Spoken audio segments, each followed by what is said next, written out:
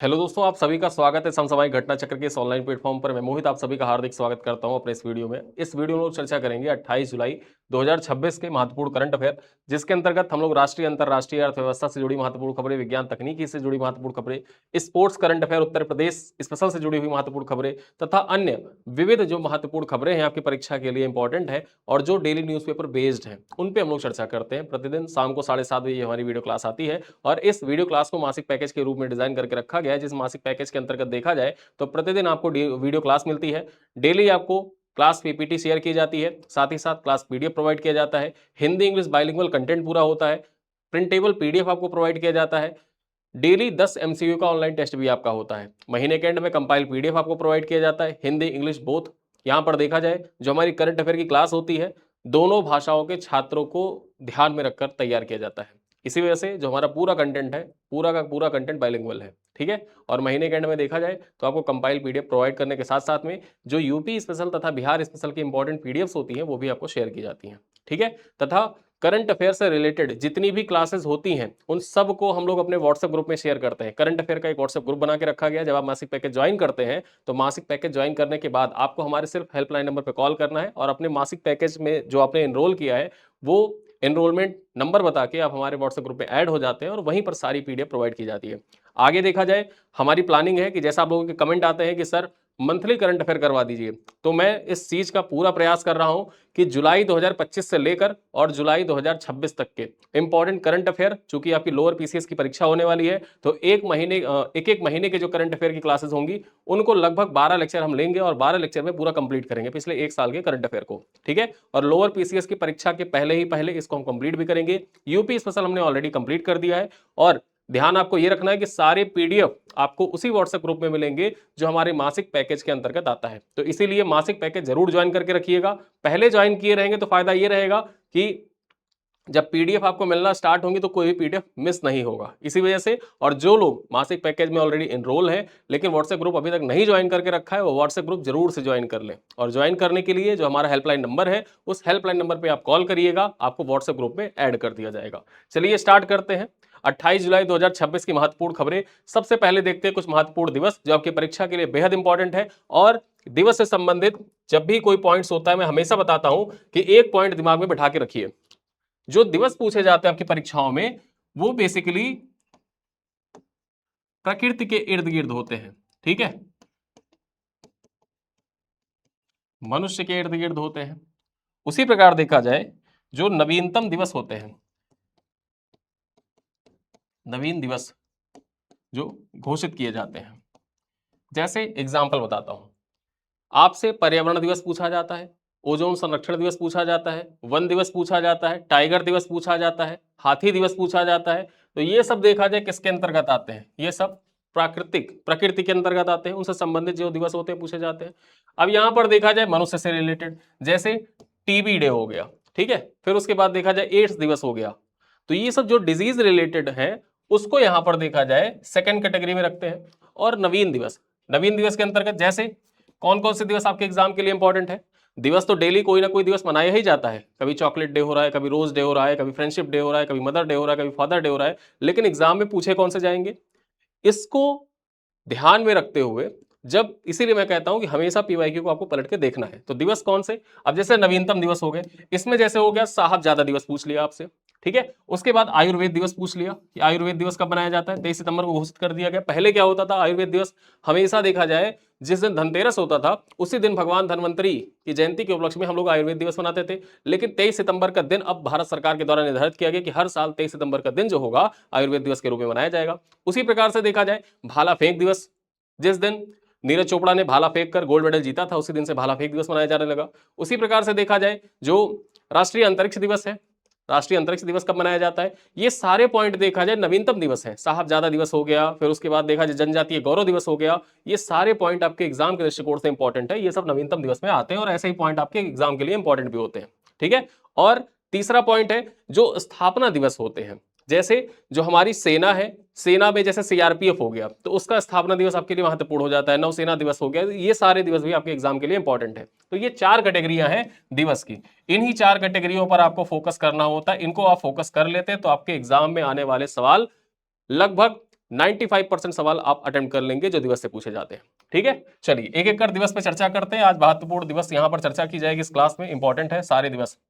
सबसे पहले देखते हैं विश्व प्रकृति संरक्षण दिवस। अब यहां पर देखा जाए जो विश्व प्रकृति संरक्षण दिवस है ये हर साल कब मनाया जाता है, तो विश्व प्रकृति संरक्षण दिवस प्रत्येक वर्ष 28 जुलाई को मनाया जाता है और इसका उद्देश्य प्राकृतिक संसाधनों के संरक्षण के प्रति वैश्विक जन जागरूकता को बढ़ावा देना है। ठीक है, बात करें तो यह दिवस जैव विविधता के रक्षा, पर्यावरणीय संतुलन बनाए रखने तथा प्राकृतिक पारिस्थितिकी तंत्र के संरक्षण पर बल देता है। ठीक है, यहां पर बात करें इसका मुख्य लक्ष्य सतत विकास लक्ष्यों को बढ़ावा देना तथा आने वाली पीढ़ियों के लिए सुरक्षित एवं स्वस्थ पृथ्वी सुनिश्चित करना है।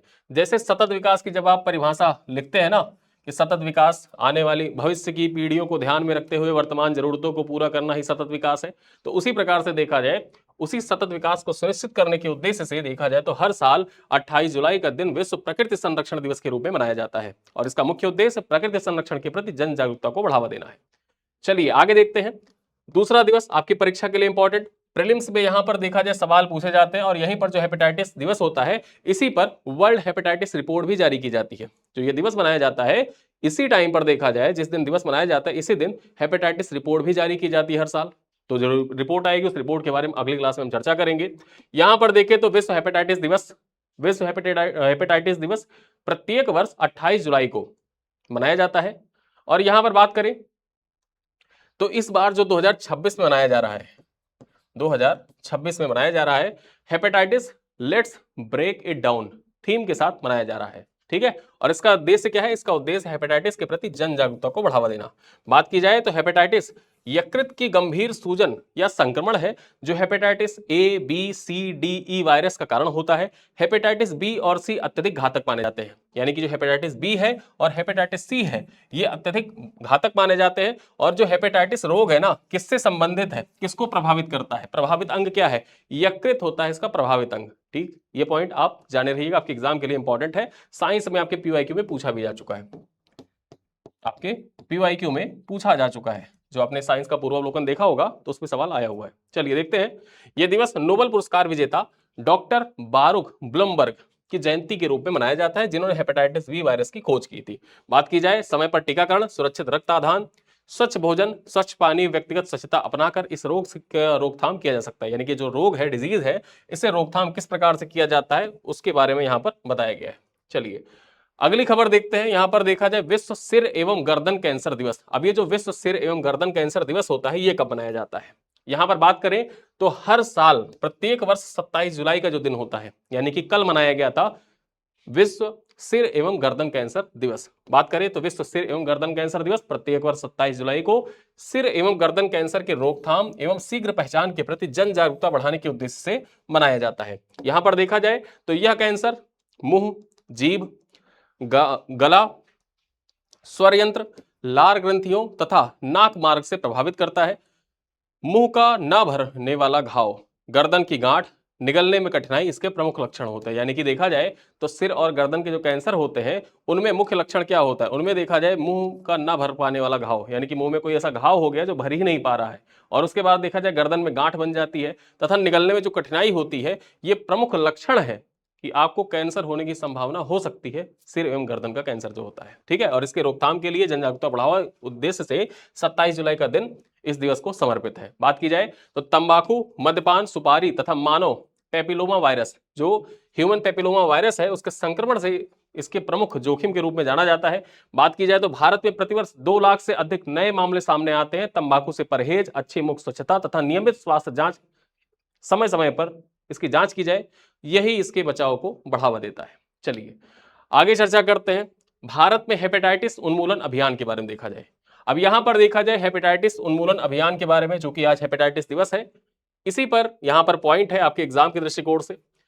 भारत ने राष्ट्रीय वायरल हेपेटाइटिस नियंत्रण कार्यक्रम के तहत 2030 तक हेपेटाइटिस उन्मूलन का लक्ष्य निर्धारित किया है तथा मुफ्त जांच एवं उपचार की सुविधा को विस्तार किया जा रहा है। अब याद रखना है आपको कि ये जो हेपेटाइटिस है इसके उन्मूलन का लक्ष्य भारत सरकार के द्वारा कब निर्धारित किया गया, तो 2030 तक, यानी कि 2030 तक हेपेटाइटिस का उन्मूलन कर दिया जाएगा।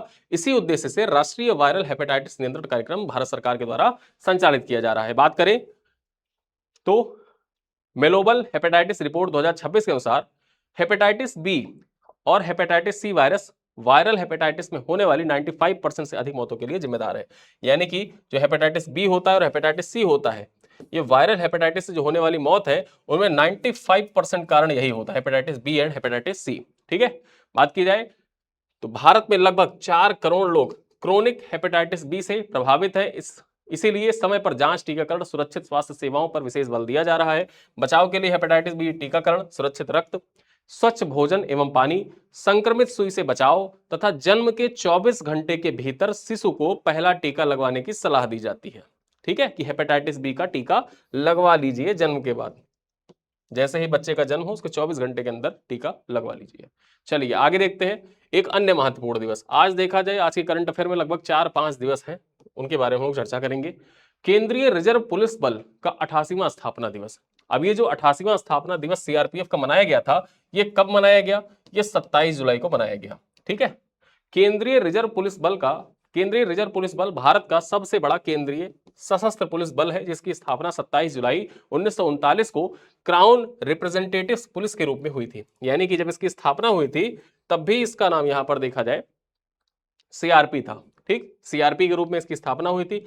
सीआरपी का फुल फॉर्म क्या था? Crown representatives police. ठीक है, और बाद में देखा जाए इसका नाम परिवर्तित करके सीआरपीएफ कर दिया गया। यहां पर बात करें तो 28 दिसंबर 1949 को केंद्रीय रिजर्व पुलिस बल अधिनियम लागू होने के बाद इसका नाम केंद्रीय रिजर्व पुलिस बल कर दिया गया, यानी कि सीआरपीएफ कर दिया गया। पहले इसका नाम सीआरपी था, बाद में इसका नाम 28 दिसंबर 1949 को केंद्रीय रिजर्व पुलिस बल अधिनियम आया और उसी अधिनियम के बाद इसका नाम परिवर्तित कर सीआरपीएफ कर दिया गया। यहां पर बात करें, सीआरपीएफ देश की आंतरिक सुरक्षा, नक्सलवाद निरोधी अभियान, आतंकवाद निरोधक अभियान तथा स्वतंत्र एवं निष्पक्ष चुनाव संचालन में महत्वपूर्ण भूमिका निभाता है। बात की जाए तो यह बल प्राकृतिक आपदाओं में राहत हेतु बचाव कार्यों में भी सक्रिय रहता है तथा राष्ट्र की सुरक्षा हेतु अनेक जवान सर्वोच्च बलिदान दे चुके हैं सीआरपीएफ के। चलिए आगे देखते हैं, अगली खबर क्या है? भारत का पहला क्वांटम फाइनेंस हब।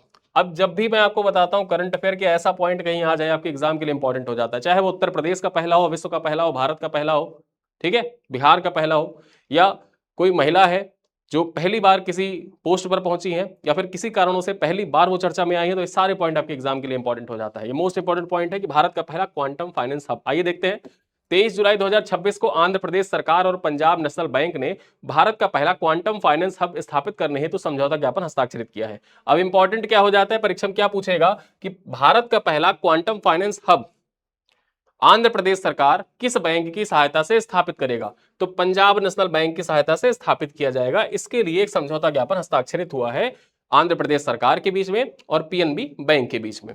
ठीक है, बात करें तो यह हब अमरावती क्वांटम वैली में स्थापित होगा और क्वांटम कंप्यूटिंग, कृत्रिम बुद्धिमत्ता, साइबर सुरक्षा आधारित बैंकिंग समाधान विकसित करेगा। बात की जाए तो इसका उद्देश्य वित्तीय धोखाधड़ी को शीघ्र पहचान करना, बैंकिंग सुरक्षा को सुदृढ़ करना, उन्नत फिनटेक नवाचारों को बढ़ावा देना है। और यह भारत का पहला बैंक नेतृत्व वाला क्वांटम फाइनेंस हब होगा। यानी कि यह भारत का पहला बैंक के द्वारा नेतृत्व किया जाने वाला क्वांटम फाइनेंस हब होने वाला है, जो उद्योग, स्टार्टअप, शैक्षणिक संस्थानों, जो औद्योगिक संगठन है, अनुसंधान संगठन है तथा सरकारी एजेंसियों के बीच में सहयोग को आपस में बढ़ावा देने का कार्य करेगा। इस प्रकार से आप याद रखिएगा कि भारत का पहला क्वांटम फाइनेंस हब किसके किसके बीच में सहयोग हुआ है? आंध्र प्रदेश सरकार और पंजाब नेशनल बैंक के बीच में। कहां पर स्थापित किया जाएगा? तो ये अमरावती में स्थापित किया जाएगा, अमरावती क्वांटम वैली में इसको स्थापित किया जाएगा। चलिए आगे देखा जाए, अगली खबर क्या है? साइबर वित्तीय धोखाधड़ी E0 FIR सेवा। यहां पर बात करें तो 27 जुलाई 2026 को गुजरात सरकार ने साइबर अपराधों से निपटने के लिए साइबर वित्तीय धोखाधड़ी E0 FIR सेवा प्रारंभ की है। इस सेवा के माध्यम से साइबर धोखाधड़ी के पीड़ित घर बैठे ऑनलाइन शिकायत दर्ज कर सकेंगे तथा पुलिस थाने जाने की आवश्यकता नहीं होगी। यानी कि जो 0 FIR होता है ना, कि 0 FIR, बेसिकली 0 FIR का मतलब ये होता है कि आप कहीं भी हैं, अगर आपके साथ कोई घटना होती है तो आप अपने नज़दीकी थाने में जाके कंप्लेन कर सकते हैं। उसके लिए ये नहीं कि आप जहाँ के निवासी हैं आप वहीं जाइए, उसी थाने में कंप्लेन करिए, फिर वो फाइल ट्रांसफर की जाएगी, वो सारी चीज़ें सीन यहाँ पर खत्म है। सिंपल सा ये है कि 0 FIR का मतलब ये है कि आप जहाँ पे हैं, आपके साथ धोखाधड़ी जहाँ पे हुई है या जो भी कार्य आपके साथ हुआ है, ठीक है, उसकी कंप्लेंट आप तुरंत वहीं पे कर सकते हैं। चलिए बात की जाए, शिकायत प्राप्त होते ही पुलिस तत्काल कार्रवाई कर धोखाधड़ी की राशि को फ्रीज करने की प्रक्रिया शुरू करेगी, जिससे आर्थिक नुकसान को कम किया जा सके। डिजिटल भुगतान से जुड़े साइबर अपराधों की रोकथाम हेतु विशेष पोर्टल और हेल्पलाइन भी शुरू की जाएगी तथा सेवा का शुभारंभ हर्ष सांघवी ने किया है। ठीक है, ये पॉइंट आप याद रखिएगा। तो इस प्रकार से ये पॉइंट आपके केस स्टडी के रूप में भी इंपॉर्टेंट हो जाता है।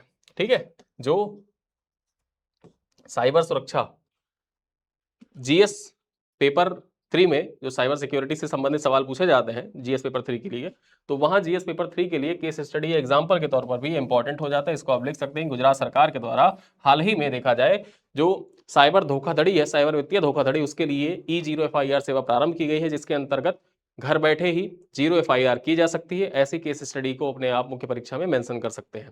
ठीक है, चलिए आगे देखते हैं। भारत का पहला उच्च ऊंचाई वाला एंटी ड्रोन सिस्टम, यहां पर बात करें 26 जुलाई 2026 को जेन टेक्नोलॉजीज ने डीआरडीओ के सहयोग से भारत का पहला स्वदेशी उच्च ऊंचाई वाला एंटी ड्रोन सिस्टम प्रस्तुत किया है, जिसे हिमालयी क्षेत्र में तैनात करने के लिए विकसित किया गया है। यानी कि ये जो उच्च ऊंचाई वाला एंटी ड्रोन सिस्टम है, इसका विकास किसके द्वारा किया गया है? जेन टेक्नोलॉजीज के द्वारा डीआरडीओ के साथ मिलकर इसका विकास किया गया है, और यह भारत का पहला स्वदेशी उच्च ऊंचाई वाला एंटी ड्रोन सिस्टम है। बात की जाए तो यह मैन पोर्टेबल प्रणाली 5 किलोमीटर तक ड्रोन का पता लगा सकती है तथा radio frequency detection, data fusion तथा सर्वदिशात्मक जैमिंग तकनीकी से लैस है। यानी कि जो ड्रोन है, ठीक है, आप इसको कहीं पर बीच में एक जगह, मतलब ये सिस्टम जो है, इस सिस्टम को स्थापित कर दीजिए और उसके 5 किलोमीटर दायरे के अंतर्गत, 5 किलोमीटर मतलब मान लीजिए कि मैं यहाँ खड़ा हूं और चारों तरफ 5 किलोमीटर का जो रेडियस है, 5 किलोमीटर का दायरा है, वहां पर जो ड्रोन उड़ रहे होंगे उस ड्रोन को मैं फ्रीज कर सकता हूं। ऐसा सिस्टम है ये।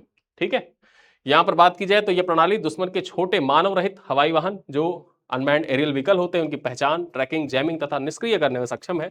देखा जाए तो यह मेक इन इंडिया पहल के तहत रक्षा क्षेत्र में महत्वपूर्ण उपलब्धि तथा भविष्य में इसके निर्यात की भी योजना है। यानी कि अभी देखा जाए स्वदेशी रूप से इसको विकसित किया गया है, आत्मनिर्भर भारत को बढ़ावा देता है, और ये आपके जो हिमालयी क्षेत्र है वहां पर जो सीमा पार आतंकवाद है, सीमा पार आतंकवाद को जो बढ़ावा दिया जाता है उसको निष्क्रिय करने में अहम भूमिका निभाएगा। और ये भारत का पहला उच्च ऊंचाई वाला एंटी ड्रोन सिस्टम है जो स्वदेशी रूप से विकसित किया गया है। किसके द्वारा? जेन टेक्नोलॉजीज के द्वारा, डीआरडीओ के सहयोग से विकसित किया गया है। चलिए आगे देखते हैं। भारत का पहला इंटीग्रेटेड ऑयल पाम कॉम्प्लेक्स।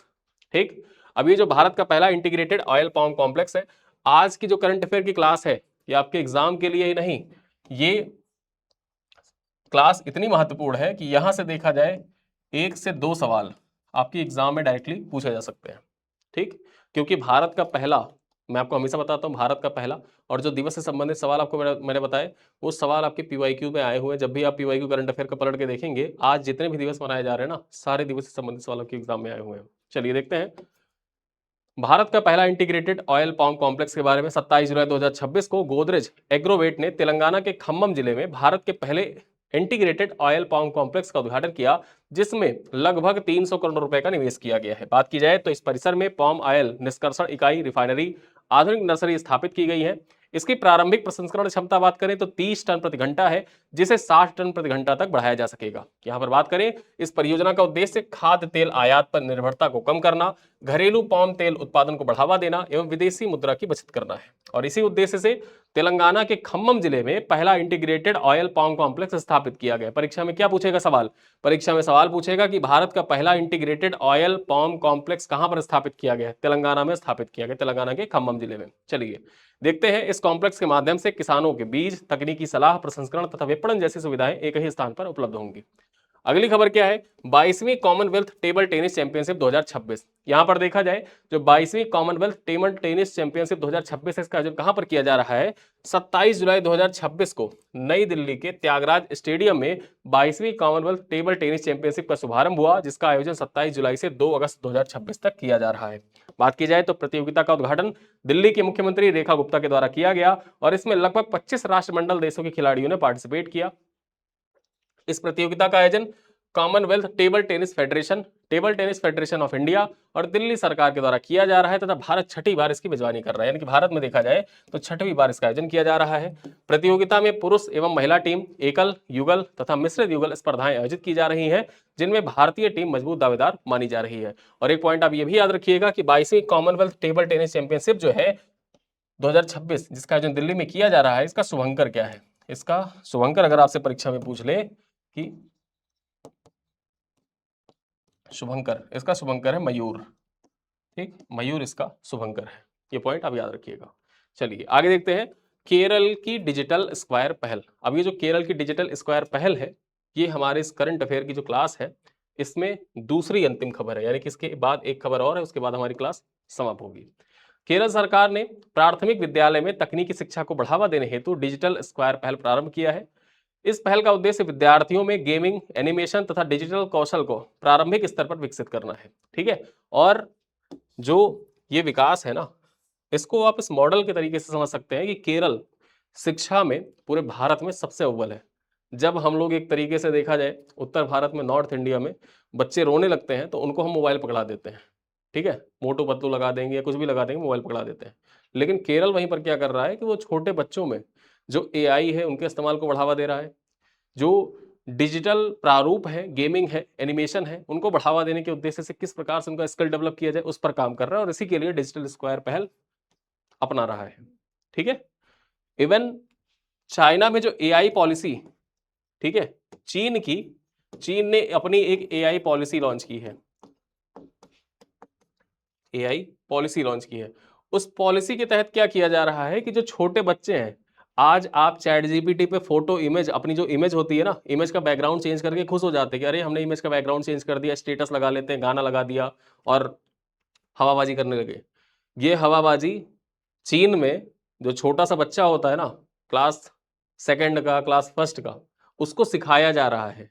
आप जिस चीज को 24 साल, 25 साल, 30 साल की उम्र में कर रहे हैं, चीन में छोटे छोटे बच्चों को ये चीजें सिखाई जा रही हैं। तो चीन, देखो तरीका, जो माइंडसेट है ना कि किस प्रकार से चीजों को आगे बढ़ाना है। हम लोग सिर्फ स्टेटस तक सीमित हो गए हैं कि वीडियो एडिट कर लिया, फोटो एडिट कर लिया, स्टेटस लगा दिया। ठीक है, हम लोग को भी उससे आगे निकलना होगा, और उस आगे निकलने की दिशा में देखा जाए केरल बहुत सही काम कर रहा है। डिजिटल स्क्वायर पहल है, इस डिजिटल स्क्वायर पहल को आप याद रखिएगा। चलिए, इसके साथ साइबर सुरक्षा प्रोटोकॉल 2026 लागू किया गया है तथा थपराधम नामक शैक्षणिक निगरानी प्लेटफॉर्म भी लॉन्च किया गया है। यहां पर बात करें तो यह पहल विद्यालयों में डिजिटल शिक्षा, साइबर सुरक्षा तथा प्रौद्योगिकी आधारित शिक्षण को सुदृढ़ करने की दिशा में महत्वपूर्ण कदम मानी जा रही है। आगे चर्चा करें AI city flood alert platform के बारे में। यहां पर देखा जाए एप्स एंड पोर्टल जो होता है उसके अंतर्गत देखा जाए, ये पॉइंट आपके एग्जाम के लिए इंपॉर्टेंट हो जाता है। आंध्र प्रदेश सरकार ने शहरी बाढ़ की सटीक भविष्यवाणी के लिए कृत्रिम बुद्धिमत्ता आधारित सिटी फ्लड अलर्ट प्लेटफॉर्म प्रारंभ किया है। ये प्रणाली 48 घंटे पहले वर्षा का पूर्वानुमान तथा 6 घंटे पहले बाढ़ की चेतावनी जारी करने में सक्षम है। देखा जाए तो इस प्लेटफॉर्म की शुरुआत विजयवाड़ा से की गई है, जहां बूढ़ा मेरू नदी के कारण शहरी बाढ़ का खतरा हमेशा बना रहता है। इसका उद्देश्य समय पर चेतावनी देकर आपदा प्रबंधन, जन सुरक्षा तथा शहरी बाढ़ से होने वाले नुकसान को बढ़ावा, मतलब जो नुकसान है उसको कम करना है। ठीक है, अब ये आपके लिए इंपॉर्टेंट क्यों है? इंपॉर्टेंट कैसे? इंपॉर्टेंट, आपका जो जीएस पेपर 3 है वहां पर आपदा प्रबंधन से संबंधित सवाल आपके परीक्षा में पूछे जाते हैं। उसमें देखा जाए जो शहरी बाढ़ की समस्या, चूंकि अभी देखा जाए तो वर्षा ऋतु चल रही है, ठीक है, और मुंबई जैसे शहरों में आप देखते हैं, वीडियोस आते हैं, इंस्टाग्राम पे आप रील स्क्रॉल करते हैं, तो वहां पर आपको क्या देखने को मिलता है कि बड़े बड़े शहर एकदम चारों तरफ पानी से लबालब भरे हुए हैं। अब उसमें क्या हो रहा है कि आने जाने की व्यवस्था जो है वो पूरी तरीके से चरमरा गई है, और ऐसी दृश्य जो है वो जो मेजर सिटीज है वहां पर देखे जा रहे हैं। और मेजर सिटीज में ऐसे जब दृश्य देखे जा रहे हैं तो उनकी पूर्व चेतावनी, साथ ही साथ में देखा जाए पूर्व में तैयारी करके रखना, ये सारी चीजें इंपॉर्टेंट होती है। और ऐसे में केस स्टडी के तौर पर देखा जाए सिटी फ्लड अलर्ट प्लेटफॉर्म को आप अपनी मुख्य परीक्षा में मेंशन कर सकते हैं, जो आपको अच्छे स्कोर दिला सकता है। ठीक है, ये जीएस पेपर 3 के दृष्टिकोण से इंपॉर्टेंट है, जहां पर आपदा प्रबंधन रिलेटेड जो टॉपिक है उसके अंतर्गत जब शहरी बाढ़ से संबंधित सवाल आपकी मुख्य परीक्षा में आएगा, तो वहां पर आपको एग्जाम्पल के तौर पर इस सिटी फ्लड अलर्ट के बारे में मेंशन करना है कि आंध्र प्रदेश सरकार के द्वारा शहरी बाढ़ की सटीक भविष्यवाणी के लिए कृत्रिम बुद्धिमत्ता आधारित सिटी फ्लड अलर्ट प्लेटफॉर्म प्रारंभ किया गया, जिसके अंतर्गत 48 घंटे तक पूर्वानुमान तथा 6 घंटे तक बाढ़ चेतावनी जारी करने में सक्षम है, जो आने वाली बाढ़ के प्रति सजग कर देता है ताकि जो हमारी तैयारियां उनको पूर्ण की जा सके। चलिए, आज के अपने इस क्लास की अंतिम खबर पर चर्चा करें तो सबसे कम उम्र के प्रोफेसर का गिनीज वर्ल्ड रिकॉर्ड दर्ज हुआ है। यहां पर बात की जाए तो अमेरिका के नाथन थॉमस ने 18 वर्ष 346 दिन की आयु में प्रोफेसर बनकर गिनीज वर्ल्ड रिकॉर्ड में सबसे कम उम्र के प्रोफेसर के रूप में अपना नाम दर्ज कराया है। यहां पर बात करें तो उन्होंने 306 वर्ष पुराना रिकॉर्ड तोड़ते हुए मियामी डेड कॉलेज में इंजीनियरिंग विषय का अध्यापन प्रारंभ किया। 10 वर्ष की आयु में कॉलेज में प्रवेश लेने वाले नाथन 18 वर्ष की आयु तक विद्युत अभियंत्रिकी यानी कि जो इलेक्ट्रिकल इंजीनियर होते हैं उसमें स्नातक तथा स्नातकोत्तर दोनों डिग्रियां में उत्कृष्ट श्रेणी प्राप्त की। बात की जाए तो यह उपलब्धि कम आयु में उच्च शिक्षा और शैक्षणिक उत्कृष्टता का उल्लेखनीय उदाहरण माना जाता है। ठीक है, इस प्रकार आज के जो इंपॉर्टेंट करंट अफेयर थे न्यूज़पेपर बेस्ड वो होते हैं समाप्त। कुछ प्रश्न है जिनका उत्तर आप कमेंट बॉक्स में दीजिएगा। पहला प्रश्न क्या है कि विश्व प्रकृति संरक्षण दिवस प्रत्येक वर्ष कब मनाया जाता है? 22 अप्रैल को मनाया जाता है, 5 जून को मनाया जाता है, 28 जुलाई को मनाया जाता है या फिर 16 सितंबर को मनाया जाता है। क्वेश्चन नंबर 2 है कि भारत का पहला क्वांटम फाइनेंस हब कहां स्थापित किया जाएगा? क्वांटम फाइनेंस हब बेंगलुरु में, हैदराबाद में, अमरावती क्वांटम वैली आंध्र प्रदेश में या फिर पुणे में। क्वेश्चन नंबर 3 है भारत के पहले इंटीग्रेटेड ऑयल पाम कॉम्प्लेक्स का उद्घाटन किस राज्य में किया गया है? कर्नाटक में, आंध्र प्रदेश में, तमिलनाडु में या तेलंगाना में। क्वेश्चन नंबर 4 है एआई आधारित सिटी फ्लड अलर्ट प्लेटफॉर्म की शुरुआत किस राज्य सरकार ने की है? गुजरात राज्य सरकार के द्वारा, आंध्र प्रदेश राज्य सरकार के द्वारा, केरल राज्य सरकार के द्वारा या फिर महाराष्ट्र राज्य सरकार के द्वारा। और अंतिम सवाल है केंद्रीय रिजर्व पुलिस बल की स्थापना मूल रूप से किस नाम से 1939 में की गई थी? Indian reserve police, central security force, crown representative police या फिर इंपीरियल पुलिस फोर्स। ठीक है, यह है 4 ऑप्शन। इन 4 ऑप्शनों में से देखा जाए एक ऑप्शन सही है। 5 प्रश्न टोटल आपको पूछे गए हैं। इन 5 प्रश्नों का उत्तर आपको लिखना है कमेंट बॉक्स में। और कमेंट बॉक्स लिखने के साथ साथ में आप जब वीडियो एंड करेंगे, वीडियो समाप्त करेंगे, तो खुद को रिवॉर्ड देने के लिए यहां पर लिखेंगे डन। डन मैं आपसे डेली लिखवाता हूं, इसलिए लिखवाता हूं जैसे कोई टास्क होता है, आप खुद को कोई टास्क देते हैं और जब टास्क कंप्लीट होता है ना तो आपको खुशी महसूस होती है कि हमारा ये टास्क कंप्लीट हो गया। तो ये जो डन वाला टास्क है ना, इस टास्क को डेली कंप्लीट किया करें। इससे होगा क्या कि जो डेली इंपॉर्टेंट करंट अफेयर्स है वो भी आपका तैयार होता जाएगा। किस प्रकार से करंट अफेयर को कहां कहां आप यूज कर सकते हैं मुख्य परीक्षा में, वो सारी चीजें आपको इस क्लास में बताई जाती हैं। इसीलिए मैं डेली कहता हूं इस क्लास को कंप्लीट पूरा देखा करें। हम लोग भविष्य में मुख्य परीक्षा से रिलेटेड जो इंपॉर्टेंट करंट अफेयर्स होंगे उनको भी कवर करने का प्रयास करेंगे। लेकिन अभी हमारी प्लानिंग ये है कि हम जो लोअर पीसीएस की परीक्षा होने वाली है और सितंबर 20 को, आई थिंक 20 सितंबर के आसपास में जो बीपीएससी की परीक्षा जो थी पोस्टपोन हुई है वो परीक्षा होने वाली, उसके लिए जो इंपॉर्टेंट करंट अफेयर्स है पिछले 1 साल के उनको कवर करने का प्रयास करेंगे। जिसमें देखा जाए हम लोग एक एक महीना टारगेट करेंगे, यानी कि जुलाई 2025 से जुलाई 2026 तक। और ये वीडियोस बहुत लंबे नहीं होंगे, लगभग 1 घंटे के आसपास का वीडियो होगा और पूरे महीने के जो important most expected current affair जो होंगे जो कि परीक्षाओं में पूछे जा सकते हैं उनको कवर किया जाएगा। ठीक है, लगभग प्रतिदिन मैं 15 से 16 करंट अफेयर के पॉइंट पढ़ाता हूं। उन 15 से 16 करंट अफेयर के पॉइंट को अगर देखा जाए तो हम लोग महीने भर में लगभग 450 पॉइंट्स पढ़ते हैं, लगभग 450 पॉइंट्स पढ़ते हैं। और उन 450 पॉइंट्स में जो मोस्ट इंपॉर्टेंट 100 पॉइंट्स होंगे उन पे हम लोग कवर करते हुए आगे बढ़ेंगे। और इसी तरीके से ये हमारी सीरीज कंटिन्यू रहेगी, जिससे होगा क्या कि पीछे वाला आपका रिवाइज भी होता रहेगा और आगे के लिए आप प्रॉपरली तैयार भी होते रहेंगे। क्योंकि बहुत से लोग ऐसे हैं जो हमसे नए जुड़े हैं या फिर अभी तत्काल में जुड़े हैं, तो उनके साथ भी भेदभाव नहीं होगा। उनका भी पिछला जो करंट अफेयर है हमारे प्लेटफॉर्म पे जो कंप्लीट कराया गया है, वो प्लेटफॉर्म पे किस तरीके से करंट अफेयर कंप्लीट करेगा, वो सारी चीजें रिवाइज आपकी हो जाएंगी। ठीक है, तो जिनको रिवीजन करना है वो रिवाइज कर लेंगे, जो पहली बार पढ़ रहे हैं वो तो आसानी से रिवाइज कर ही लेंगे। तो वीडियो को 2-3 बार देखिएगा तो उससे आपका पूरा करंट अफेयर साल भर का तैयार भी हो जाएगा। और इसी के साथ आज इस 28 जुलाई के इंपॉर्टेंट करंट अफेयर को हम करते हैं पर समाप्त। मिलते हैं क्लास में, तब तक के लिए धन्यवाद। डन वीडियो के एंड में जरूर लिखिएगा। थैंक